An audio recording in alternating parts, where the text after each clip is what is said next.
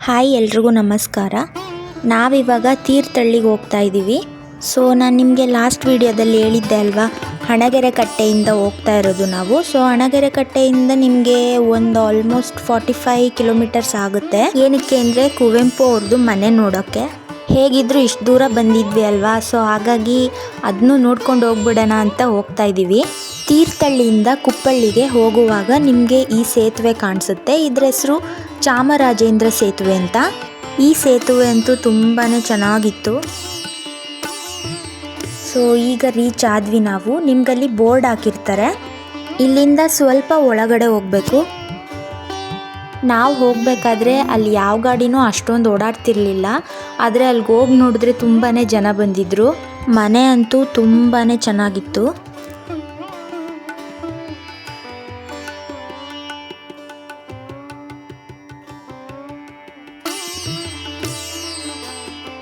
ಅಲ್ಲಿ ಸುತ್ತಮುತ್ತ ಕಾಣಿಸ್ತಿರೋ ಜಾಗ ಎಲ್ಲ ಅವ್ರದ್ದೇ ಅಂತೆ.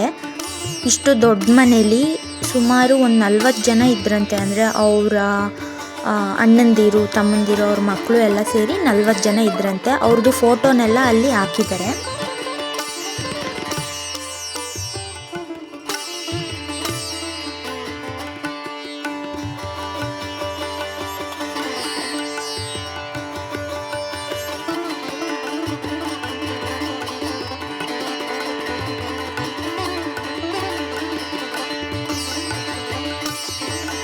ಅಲ್ಲಿ ಸುತ್ತಮುತ್ತ ಬೇರೆ ಮನೆ ಯಾವುದೂ ಇಲ್ಲ, ಅವ್ರ ಮನೆ ಮಾತ್ರ ಇರೋದು ಕುಪ್ಪಳ್ಳಿಲಿ.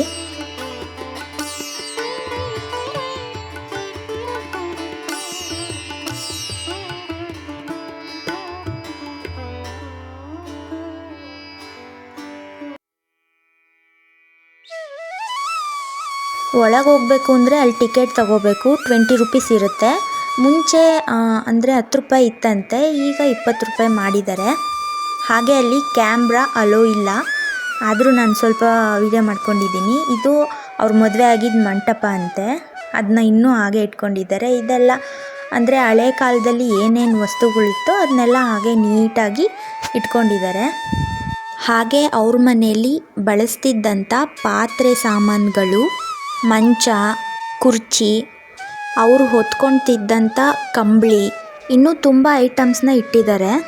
ಆವಾಗಲೇ ಅಂಥ ದೊಡ್ಡ ಮನೆ ಕಟ್ಟಿದ್ದಾರೆ ಅಂದರೆ ಇವರು ತುಂಬ ಶ್ರೀಮಂತರಾಗಿದ್ದರು ಅನಿಸುತ್ತೆ. ಮನೆ ಅಂತೂ ತುಂಬಾ ದೊಡ್ಡದಾಗಿತ್ತು, ಚೆನ್ನಾಗಿತ್ತು.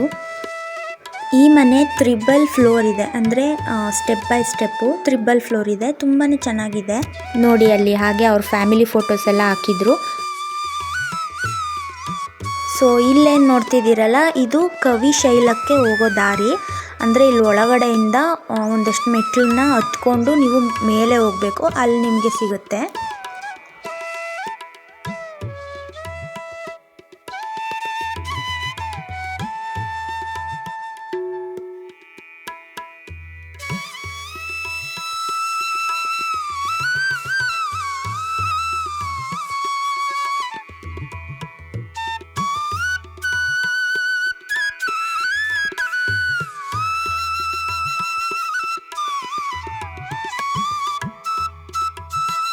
ಸೊ ನೋಡಿ, ಇದೇ ಕವಿಶೈಲ. ಅಲ್ಲಿಂದ ನಾವು ಹೊರಟ್ವಿ. ಹೋಗೋ ದಾರಿಲೇ ನಿಮಗೆ ಕುವೆಂಪು ಅವ್ರದ್ದು ಸ್ಮಾರಕ ಮತ್ತು KP ಪೂರ್ಣಚಂದ್ರ ತೇಜಸ್ವಿ ಅವ್ರದ್ದು ಕೂಡ ಸ್ಮಾರಕ ಸಿಗುತ್ತೆ. ಹೋಗ್ಬೇಕಾದ್ರೆ ಹೋಗೋಣ ಅಂತ ಅಂದ್ಬಿಟ್ಟು ಹೋದ್ವಿ.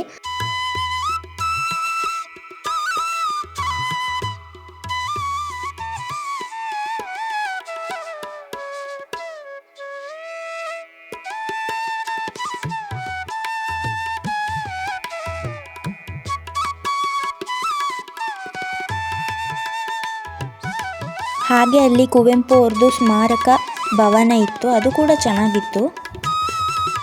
ಏನಾದರೂ ಪ್ರೋಗ್ರಾಮ್ ಇದ್ದರೆ ಇಲ್ಲೇ ಮಾಡ್ತಾರೆ ಅನಿಸುತ್ತೆ.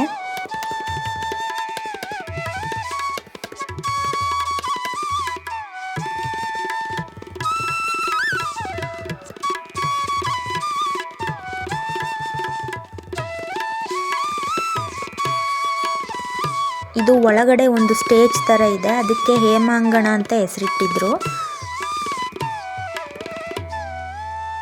ಇದು KP ಪೂರ್ಣಚಂದ್ರ ತೇಜಸ್ವಿ ಅವ್ರದ್ದು ಸ್ಮಾರಕ. ಕುವೆಂಪು ಅವ್ರ ಸ್ಮಾರಕಕ್ಕೆ ಹೋಗೋಕ್ಕೆ ಟೈಮ್ ಆಗಲಿಲ್ಲ ನಮಗೆ, ಸೊ ಹಾಗಾಗಿ ಹೋಗಲಿಲ್ಲ.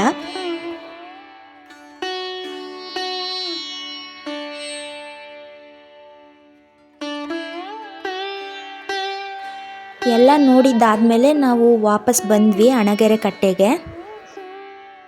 ಅಲ್ಲಿ ಅಡುಗೆ ಎಲ್ಲ ರೆಡಿಯಾಗಿತ್ತು, ಚಿಕನ್ ಬಿರಿಯಾನಿ ಮತ್ತು ಚಿಕನ್ ಫ್ರೈ.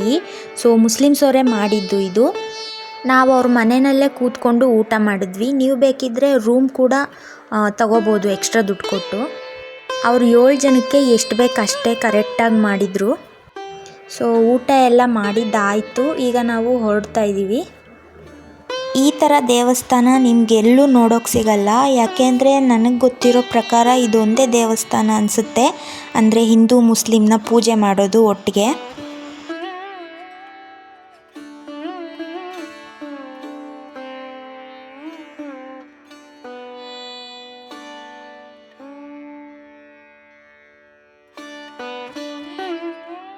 ಅವ್ರ ಮನೇಲೇ ನಾವು ಊಟ ಮಾಡಿದ್ದು.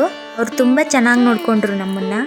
ಹೊರಡಬೇಕಾದ್ರೆ ತುಂಬಾ ಮಳೆ ಬರ್ತಾ ಇತ್ತು. ಯಾರೆಲ್ಲ ಈ ದೇವಸ್ಥಾನನ ಇನ್ನೂ ನೋಡಿಲ್ವೋ ಒಂದ್ಸರಿನಾದರೂ ಬಂದು ನೋಡಿ.